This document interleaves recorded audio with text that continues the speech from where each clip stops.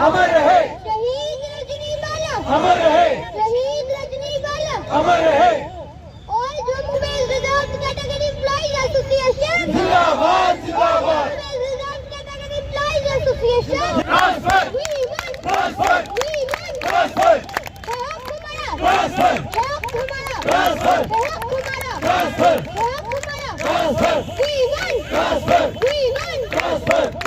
Transfer. शहीद रजनीवाला अमर रहे, बच्चों की टीचर कैसी हो अधूरा हम सब मिलके करेंगे पूरा, रजनी तेरा मिशन अधूरा हम सब मिलके करेंगे पूरा, रजनी तेरा मिशन अधूरा हम सब मिलके करेंगे पूरा। पूरा करो, पूरा करो, पूरा करो।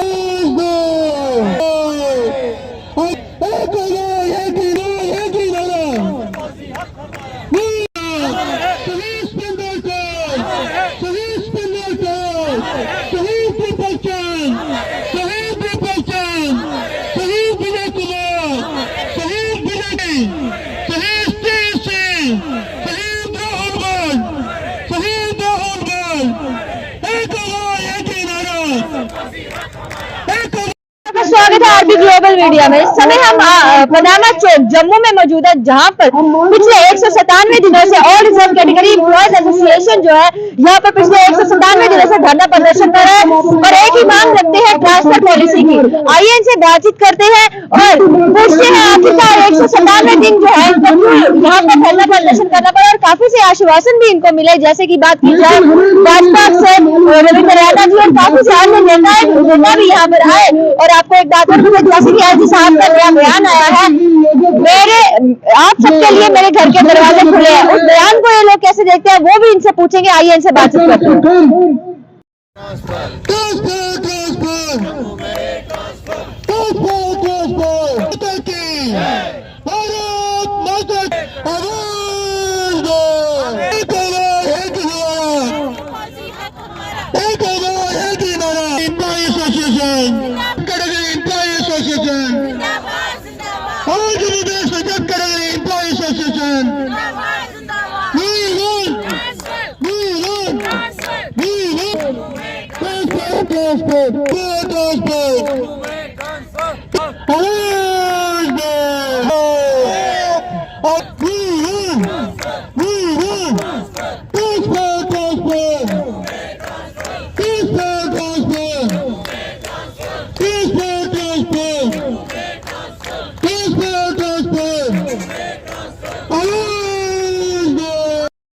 है ये मानते हैं, हम भी मानते हैं, आप भी मानते हैं और प्रशासन भी मानता है।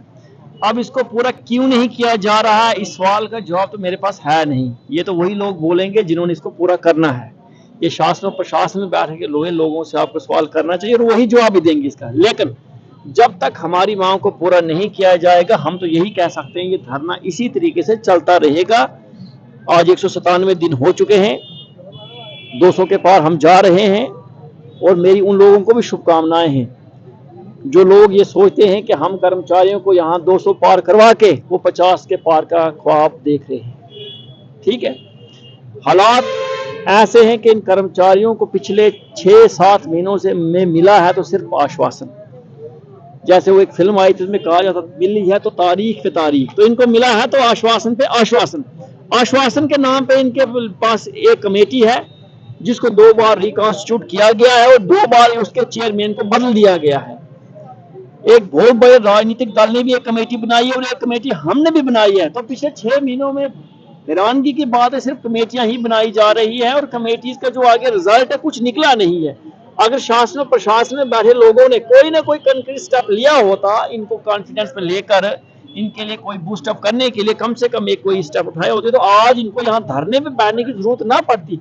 लेकिन हैरानगी की बात है, आपको पता ही है, जब तक लोग यहाँ पर धरना ना दें, यहाँ पर शोर न उठाएं, सड़कें बंद ना करें, तब तक यहाँ पर प्रशासन में बैठे लोग उन चीजों का संज्ञान नहीं लेते हैं। जैसे कि एलजी साहब ने एक बयान में कहा है कि दरवाजा खोलने की कोशिश कर रहे हैं, आपको कौन सा दरवाजा खोलने का अब इंतजार है? देखिए, उन्होंने 2 दिन पहले जो बयान दिया है मीडिया में हमने भी देखा, उन्होंने कहा है कि किसी भी समस्या का समाधान जो है वो बातचीत से होता है और बिल्कुल संवाद से समस्या का समाधान होगा। उन्होंने खुद कहा है कि उनके दरवाजे हर किसी के लिए खुले हुए हैं, कोई भी आके बात कर सकता है। तो हम भी कहते हैं आपके अगर दरवाजे खुले हैं तो अपने दिल को भी खोलिए, और अगर आपने दिल और दरवाजा दोनों खोल के रखे हैं तो एक बार इन कर्मचारियों से मिलकर इनसे बात करके इनकी दुख व पीड़ाएं क्या हैं उनको देखिए। और मुझे जरूर ये लगता है कि अगर एक बार वो बात सुनेंगे इनकी तो हर समस्या का समाधान किया जा सकता है।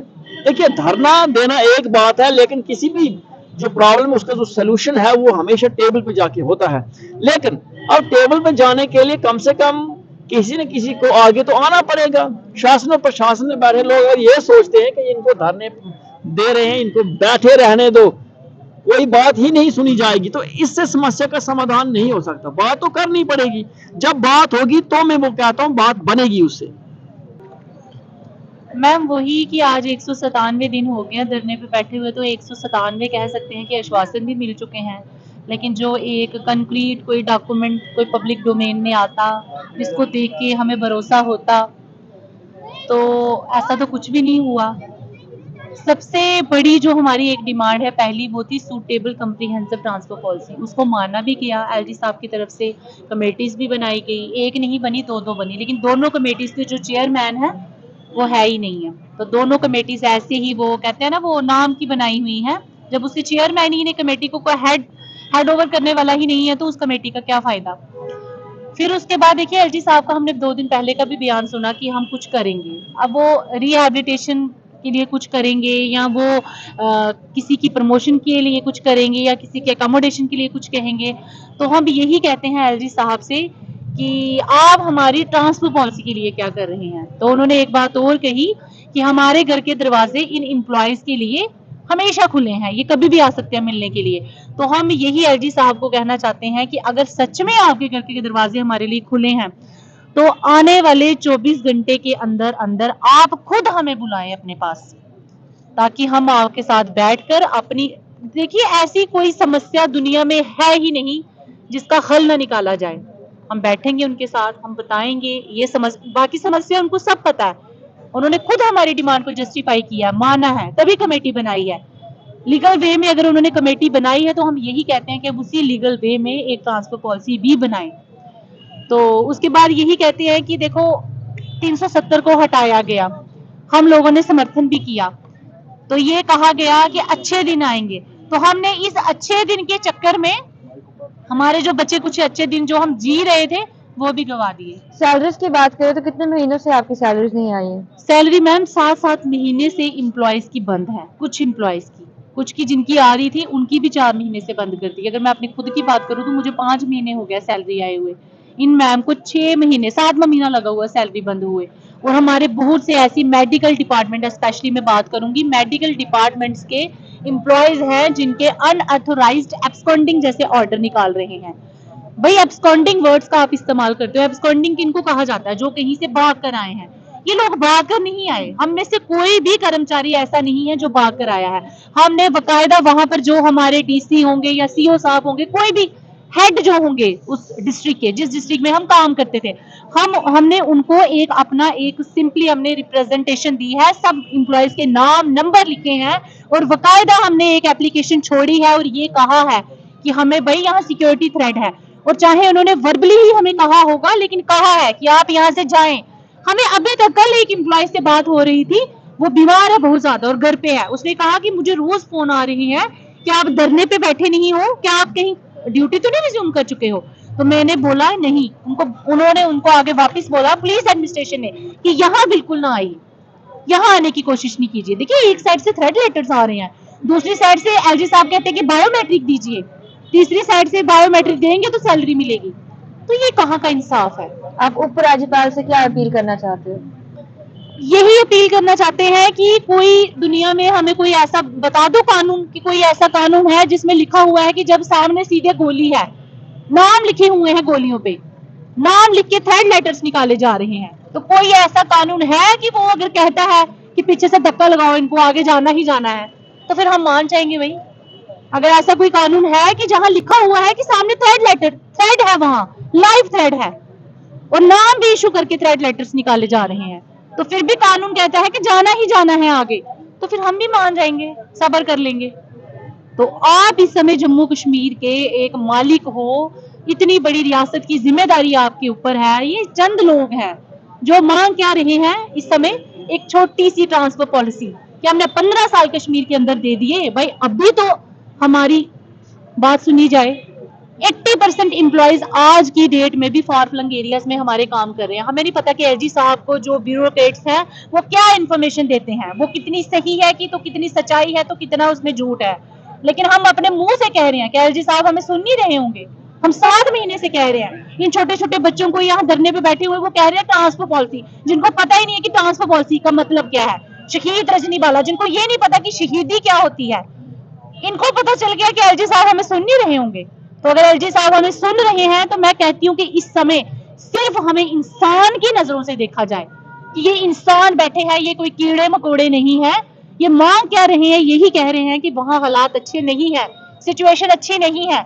ये हम नहीं कह रहे, ये मीडिया वाले कह रहे हैं, ये थर्ड लेटर्स कह रहे हैं।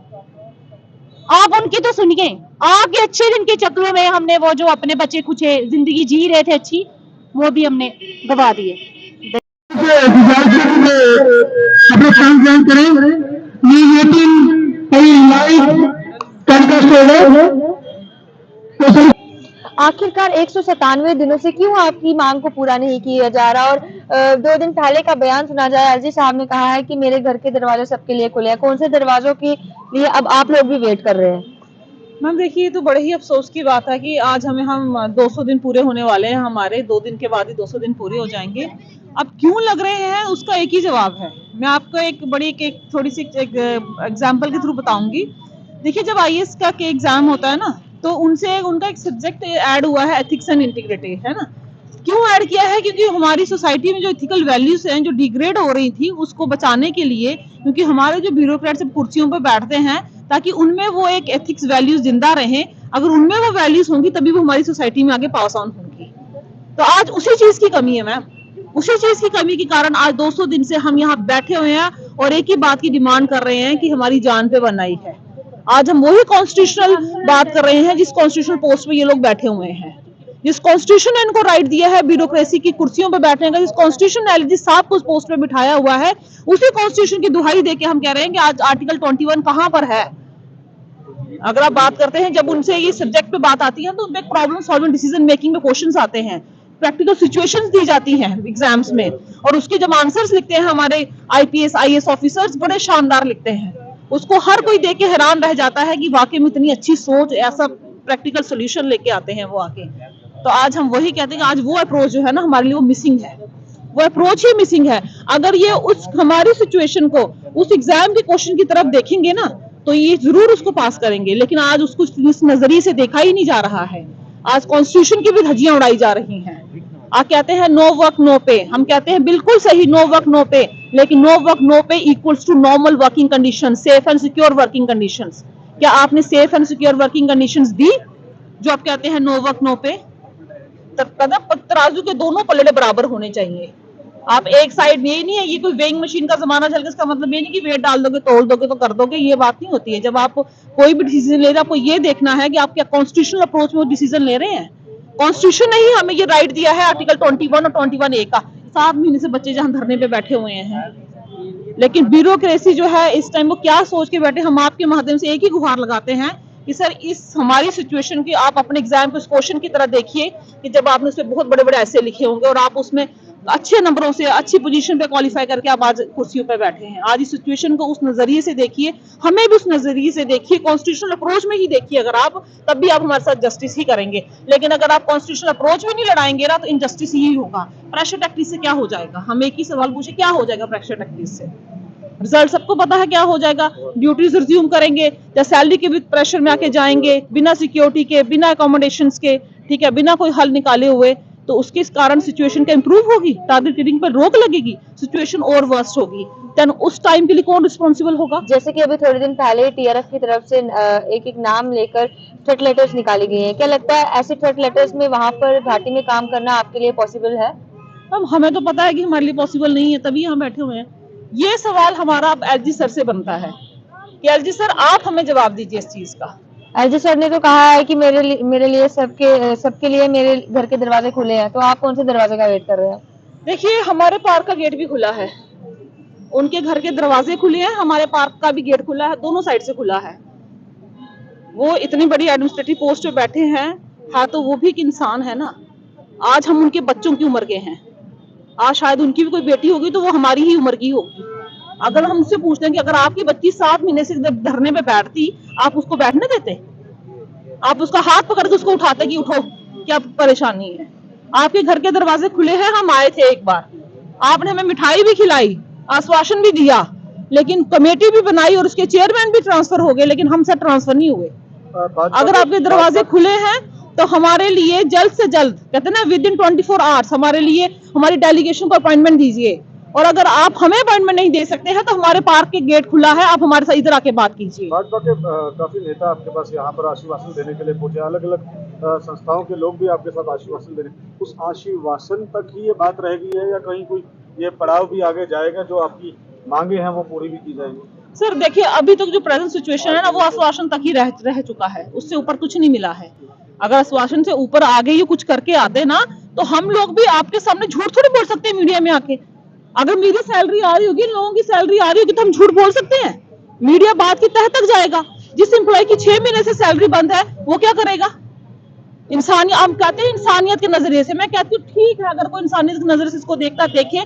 अगर आप इसको इंसानियत की नजर से नहीं भी देखना चाहते हैं, आप इसको कॉन्स्टिट्यूशनल अप्रोच में देखिए। बाहर का डोमिसाइल आके JNK में नौकरी ले सकता है, हमने इसके अगेंस्ट नहीं है, ठीक है, जिसमें जो काबिलियत होगी वो ले, लेकिन हम JNK के डोमिसाइल होने के बावजूद भी, जम्मू के डोमिसाइल होने के बावजूद कश्मीर से 15 साल के बाद वापस नहीं आ सकते हैं। ये कहाँ का इंसाफ है? 370 हटाने के बाद आपने बड़ी बड़ी बातें की, बड़े बड़े आश्वासन दिए हमें, हमने किसी बात पे आपकी कोई उंगली नहीं उठाई, लेकिन आज प्रश्न चिन्ह आपकी बातों पे लग गया है। आज जो भी लोग हमारे ग्राउंड में आए, जिन्होंने हमें आश्वासन दिया, उन पे प्रश्न चिन्ह लगा हुआ है कि अगर आपका ये आश्वासन जो है ये बातें ही है, हवाई बातें ही है, जब कुछ करके दिखाएंगे आप हमें। क्योंकि कहते हैं सबर का हमारे इम्तिहान मत लीजिए। हम वो लोग नहीं है कि जो अगर बैठ गए हैं तो जब उठेंगे ना, यहाँ से कुछ लेके उठेंगे, अगर लेके नहीं उठे तो फिर जिस तरीके से उठेंगे वो याद रखेगा, वो जम्मू पूरा का पूरा जम्मू वो याद रखेगा। जब जम्मू की हिस्ट्री ही बदलेंगे हम, फिर इनको याद आएगा। क्योंकि जब हमारे अपने घर के दरवाजे हमारे लिए बंद कर दिए, पीछे हमारे लिए गोली है, तो फिर आप बताइए कि हम किसके घर में जाएंगे? जब हम पड़ोसियों के घर में घुसेंगे फिर इनको याद आएगा। आखिर में क्या अपील करना चाहेंगे हमारे चैनल के माध्यम से? आखिर में हमारी एक ही अपील है LG सर से कि अगर आपके वाकई में आपके घर के दरवाजे खुले हैं, हमारे पार्क का गेट भी खुला है, जहां पे आप चाहें बुलाना, हमसे मुलाकात करना, वहां से मुलाकात कीजिए। क्योंकि हमें नहीं पता सर कि आप तक क्या इन्फॉर्मेशन पहुंच रही है, क्या नहीं पहुंच रही है, कौन किस क्या रोल प्ले कर रहा है। क्योंकि यहाँ पे बहुत ज्यादा मिसकम्युनिकेशन हो गया है, गैप बड़ा ज्यादा पड़ गया है। तो हमारा गेट भी खुला है, आपके दरवाजे भी खुले हैं। जहां पे आपको ठीक लगता है वहां पे हमें बुलाइए, लेकिन जल्द से जल्द बुलाइए ताकि समस्या का समाधान निकालिए। चुप रहने से, जब प्रेशर टैक्टिक्स करने से कोई सोल्यूशन का हल नहीं निकल रहा है, कोई सोल्यूशन नहीं हमें नजर आ रहा है। आप इस प्रॉब्लम को सॉल्व कीजिए, अदरवाइज ये दिन ब दिन बढ़ती जा रही है, बड़े ज्यादा कॉम्प्लिकेटेड होती जा रही है। बात कुछ भी नहीं है, लेकिन इसको कहते हैं ना कि राइका को पहाड़ बना दिया हुआ, ये वो हो गई ये सिचुएशन। शुक्रिया। जैसे कि इस समय हम मौजूद है all base reserve category association Jammu Panama Chowk, जहां पर पिछले 197 दिनों से जो चुकी है अपनी मांगों को लेकर धरना प्रदर्शन पर बैठे। उम्मीद करेंगे कि उपराज्यपाल इनकी मांगों पर संज्ञान ले, जल्द से जल्द इनकी मांगों को पूरा करे। इस वीडियो को ज्यादा से ज्यादा शेयर करेगा और आपके सुझाव कमेंट बॉक्स में बहुत जरूरी है। जुड़े रहेगा अगली अपडेट्स के लिए RP ग्लोबल मीडिया के साथ। मुझे स्मिक्षा वर्मा को दीजिए इजाजत। जय हिंद।